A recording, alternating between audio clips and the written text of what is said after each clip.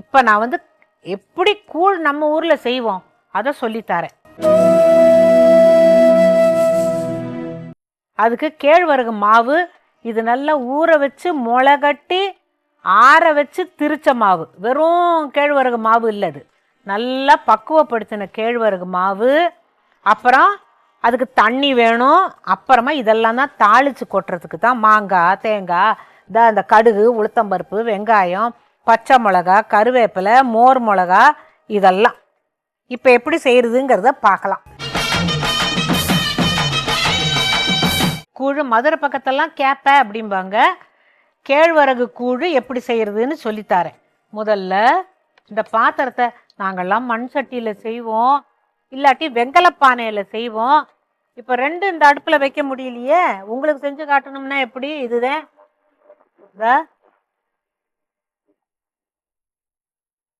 தண்ணியை வச்சுட்டு இது நல்லா கொதிக்கட்டும். அதுக்குள்ளே என்ன செய்யணும் தெரியுமா? சில பேர் வீட்டில் இந்த தண்ணியில் கூட ஒரு ஸ்பூன் எண்ணெயை ஊற்றுறாங்க. வேணுங்கிறது இல்லை, சொல்கிறேன். முதல்ல இம்புட்டூண்டு மாவை எடுத்து கொஞ்சமாக தண்ணியை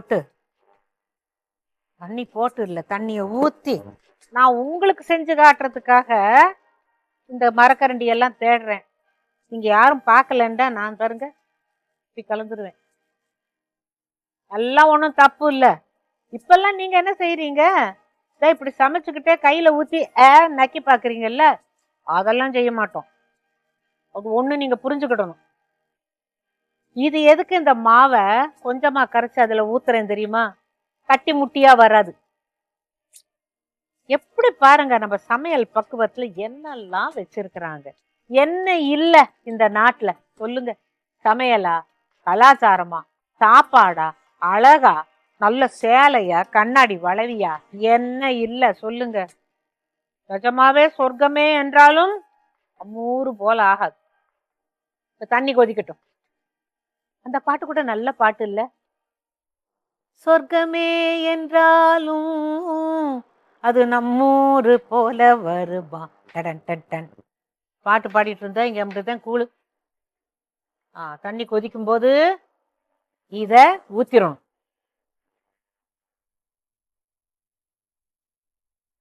மண் சட்டியில செய்யறது அது வேற. அதை கூட எடுத்து உருண்டை உருண்டையா உருட்டலாம். ஆனா இப்ப வேண்டாம், நம்ம கூழாவே செஞ்சுருவோம். இத போட்டுட்டோமா? இப்போ இந்த தண்ணி நல்லா கொதிக்கும் போது கொதிக்கட்டும். இப்ப இந்த கேழ்வரகுனால என்ன நல்லது அப்படின்னு கேட்கலாம். டாக்டர்லாம் சொல்றாங்க, அரிசியில இருக்கிறது என்ன, நம்ம என்ன சத்துன்னு சொல்லுவோம்? மாவு சத்துன்னு சொல்லுவோம். அவங்க என்ன தெரியுமா சொல்றாங்க? கார்போ அப்படிங்கிறாங்க. அது என்னமோ கார்போவாம். இப்போ பாருங்க தண்ணி கொதிச்சிருச்சு. இப்போ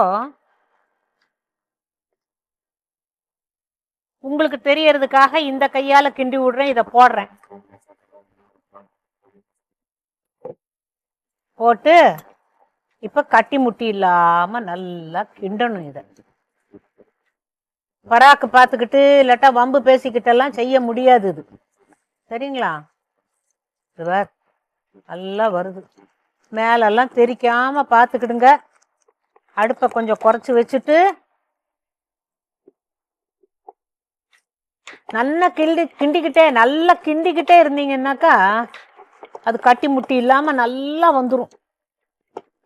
கிண்டணும் கிண்டணும் கிண்டணும் கிண்டணும், அப்படி கிண்டணும்.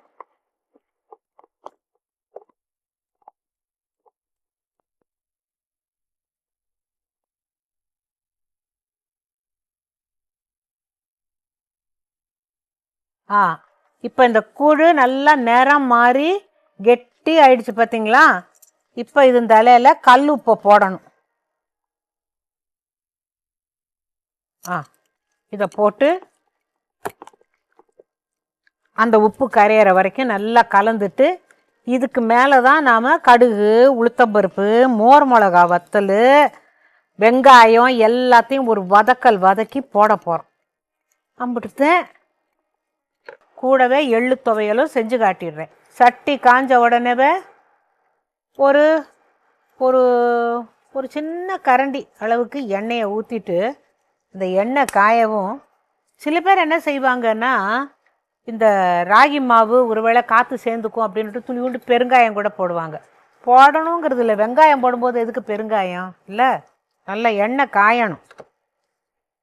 சில பேர் கடுகெல்லாம் ஒரே இடத்துல பொத்துன்னு போடுவாங்க, அப்படி போடக்கூடாது. கடுகு போடுற போது அப்படி சுற்றி போடணும்.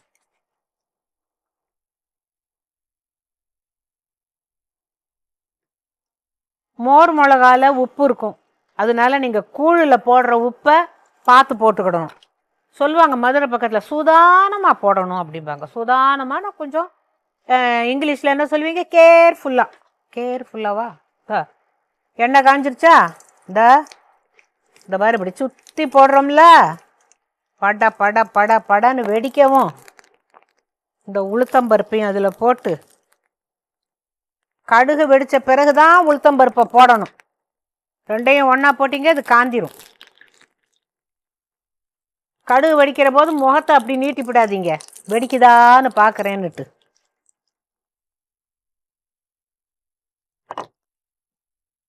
இப்போ இந்த உளுத்தம்பருப்பு லேசாக செவக்கும் போது இந்த மோர் மிளகாயை போட்டுறணும்.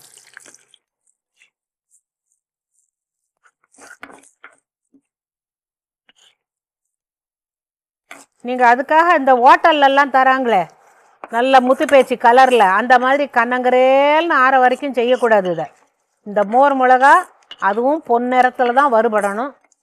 அடுப்பை அணைச்சிட்டேன். அந்த சூட்டுலேயே இந்த மோர் மிளகா பாருங்கள் தங்க கலரில் ஆயிடும். அதுதான் கணக்கு ஆச்சா.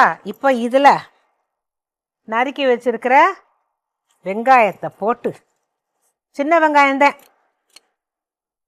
அதை போட்டு இம்பிட்டு மாங்காய் துண்டையும் போட்டு இந்த கருவேப்பிலையும் நல்லா கழுவி தொடச்சி வச்சிருக்கிற கருவேப்பிலையும் போட்டு அதை கிள்ளி போடணும். வாசமாக இருக்கும். இன்னும் கொஞ்சம் காரம் வேணும்னா நறுக்குன்னு கடிச்சுக்கிறதுக்கு பச்சை மிளகா அதில் இருக்கிற விதையை எடுத்தாச்சு, விதையோடு போட்டிங்க அவ்வளோதான். கண்ணுலையும் மூக்குலேயும் தண்ணி தான் வரும். இப்போ ஏமா கொத்தமல்லியை கொண்டான்னா ஒத்த மல்லியை கொண்டாந்துருக்குறாங்க. சில சமயம் காது கேட்காது போல இருக்கு. ஒத்த மல்லி, அதுதான் கொத்தமல்லியாம். அதையும் கிள்ளி இதில் போட்டுட்டு இப்போ ரெடியாக போச்சு. இதையும் இதில் போட்டு இப்போ இந்த சட்டிலேயே எள்ளு துவையலுக்கும் வறுத்துலாம்ல அதே எண்ணெயில். எப்படி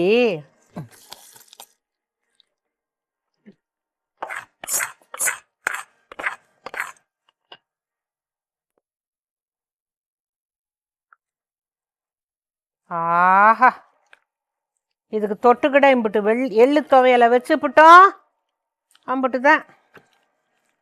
இப்போ அதை நல்லா ஆசை தீர மண் சட்டியில் தான் நான் செய்யலை, அதை ஒரு மண் சட்டியில் மாற்றி இப்படி வச்சுட்டேன்னாக்கா நல்லா ஆறிடும். அப்புறம் நீங்கள் ஒரு கரண்டியை வச்சு அப்படி எடுத்தீங்கன்னா அல்வா தூண்டு மாதிரி வரும். இப்போ எள்ளு துவையல் நம்ம இப்போ செஞ்சிடலாம். எள்ளு துவையலுக்கு இப்போ என்னெல்லாம் வேணும்னு சொல்லிடுறேன். 3 பல்லு பூண்டு, இம்புட்டு புளி, கடுகு, உளுத்தம்பருப்பு, மிளகா வத்தல், நல்ல கருத்த எள்ளு, தேங்காய் துருவல், உப்பு, அம்புட்டுத்தேன். நாங்கள்லாம் என்ன செய்வோம்னாக்கா இப்படி இந்த புளியை எடுத்து இப்படி எண்ணெயில் வறுக்க மாட்டோம். அதை இந்த ஆப்பக்குச்சி இருக்குல்ல, ஆப்பம் கிண்டி விடுவோமே, அதில் நல்லா சொருகி அடுப்பில் காட்டிவிடுவோம். அடுப்பில் சுட்டு அந்த புளி அது ஒரு மாதிரி சுவையாக இருக்கும். இதில் என்னத்தை சொல்கிறது, என்ன இருக்குதோ அதை வச்சு நான் உங்களுக்கு செஞ்சு காட்டுறேன், சரியா? இப்போ எள்ளு துவையல் நம்ம இப்போ செஞ்சிடலாம். சட்டியை நல்லா காய வச்சு இந்த இரும்பு சட்டியில் நல்ல சூடு ஏறிக்கும். அப்புறமா என்ன செய்யணும், சுத்தம் பண்ணி வச்சுருக்குறோம்ல இந்த எள்ளு பார்த்து வாங்கணும். எப்படி எள்ளு வாங்குற போது கையில் இப்படி 2 தரம் அலைஞ்சிட்டு பழைய வாசனை வந்துச்சுன்னா அதே கடையில் திருப்பி கொடுத்துருங்க. இந்த அப்படி அலைஞ்சிட்டு பார்த்தோம்னா கையில் அந்த வாசம் பழைய வாசம் வராது. இதோ இப்போ கல் இல்லை, இந்த சட்டி காஞ்சிருச்சு. இருங்க நல்லா குறைச்சிடுறேன். இப்போ இந்த எள்ளை போட்ட உடனே அது படன்னு வெடிக்கும். ஒரு வசனம் சொல்லுவாங்கல்ல, அவள் முகத்தில் எள்ளும் கொள்ளும் வெடித்தது அப்படின்னுட்டு. அது என்னமோ இந்த எள்ளுக்கும் கொள்ளுக்கும் மட்டும் வறுக்கிற போது படன்னு வெடிக்கும்.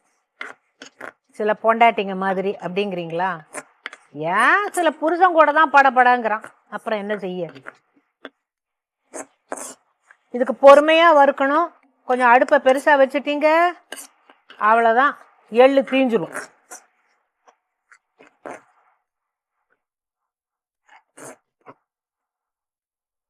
பாருங்க, எள்ளு பொரிஞ்சு அது பார்த்தீங்கன்னா உள்ள இருந்து வெள்ளை வெள்ளையா தெரியும். அது பாருங்களேன் எப்படி வெடிக்குதுன்னு. ஆஹா, 5000 சரம் வச்சாப்புல வெடிக்குது.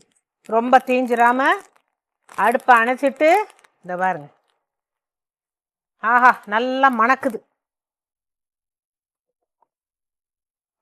இதை எடுத்து ஒரு தட்டில் போட்டு வச்சிடணும். ஆச்சா?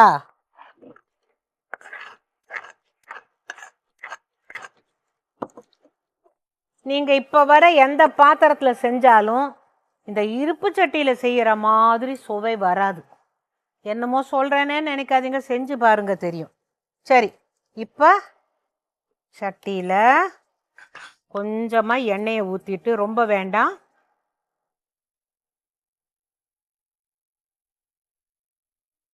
இப்போ பொரியலெல்லாம் கூட சில பேர் வீட்டில் பார்த்தீங்கன்னா எக்கச்சக்கமாக எண்ணெயை விட்டுருவாங்க. தேவையே இல்லை. அந்த கடுகும் உளுத்தம்பருப்பு மிளகா வத்தல் செவக்கிறதுக்கு மட்டும்தான் எண்ணெய், பாக்கி எல்லாம் பச்சை காய்கறியாக இருக்கணும்.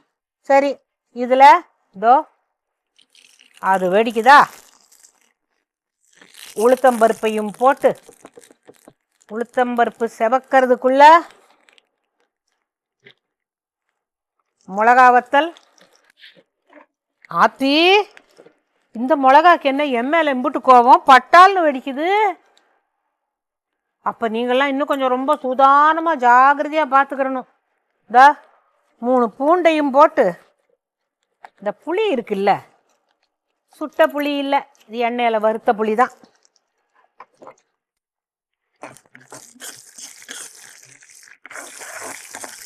என்ன மிளகா வெடிக்குது? நான் நினைக்கிறேன் என்னை பார்த்து நீங்கள்லாம் திருஷ்டி போட்டீங்க. இந்த அடுப்பில் மிளகாயை போடவும் எப்படி வெடிக்குது பாருங்க, இருக்கும்ல.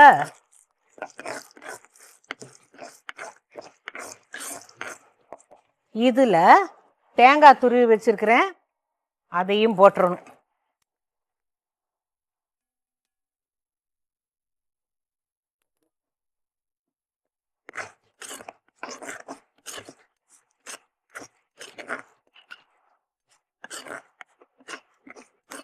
தேங்காய் கொஞ்சம் செவந்துக்கிறட்டும், சரியா?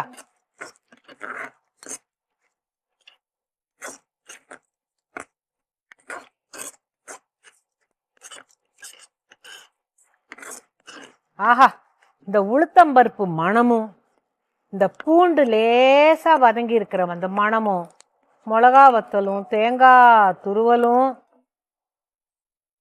பசிக்காதவனுக்கு கூட பசி வந்துடும். அப்படி ஆச்சா? இப்போ அடுப்பு அணைச்சிட்டு, நான் இன்னைக்கு எங்கள் முத்து பேச்சிய அம்மியில் அரைக்க சொல்ல போகிறது இல்லை. ஏன் தெரியுமா? மிக்சியிலேயே அரைச்சிடலான்ட்டு தான். அவளுக்கு அரைச்சிருவா, அப்புறம் அந்த அம்மியை கழுவாமல் போயிடுவா. அப்புறம் நான் சொல்லிக்கிட்டே இருக்கணும். எல்லார் வீட்லேயும் இது உண்டு, அது விளையாட்டு பிள்ளையா இருக்குது. ஒரு நாளைக்கு அவளையும் உங்களுக்கு கொண்டாந்து காட்டுறேன். இப்போ பாருங்க, அந்த எள்ளு துவையல் இங்கே மணக்குது. நான் உங்களுக்காக வறுத்த மிளகா கொஞ்சம் அப்படி கருவேப்பிலையெல்லாம் வச்சு, இப்போல்லாம் அழகுபடுத்துறீங்கல்ல, அதுக்கு என்ன தெரியுமா சொல்கிறாங்க இங்கிலீஷில்? கார்னிஷ் பண்ணினா தான் அழகாக இருக்குமா. வார்னிஷும் வேண்டாம், கார்னிஷும் வேண்டாம். எள்ளு துவையலாக தான் சாப்பிடணும். நாங்கள்லாம் என்ன தெரியுமா செய்வோம்? அம்மியில் நல்லா அரைச்சிட்டு வழித்து எடுத்துட்டு உள்ளே வச்சுட்டு வந்து இங்கே இருக்கிறது எல்லாத்தையும் வழித்து எடுத்து நாங்கள் நக்கிடுவோம். அவ்வளவு நல்லாயிருக்கும். எள்ளு துவையலும் ஜோடிக்கு இந்த புது குடுத்தனம் நடத்த போகிற கல்யாண பொண்ணுக்கு இப்படி சொல்லி கொடுத்ததுக்காகவாவது எனக்கு நீங்கள் ஏதாச்சும் செய்யணும். என்ன தெரியுமா? பொண்ணு தாயி நல்லா இருந்துச்சுன்னு ஒரு இமெயில் போடுங்க, இல்லாட்டி உங்களோட கருத்தை சொல்லுங்க. மொத்தத்தில் இந்த கூழும் எள்ளு துவையலும் போல் நீங்கள் எல்லாரும் வாழ்க்கையில் என்னெல்லாம் ஆசைப்படுறீங்களோ எல்லாம் சேர்ந்து வரட்டும். எல்லாரும் நல்லா இருங்க.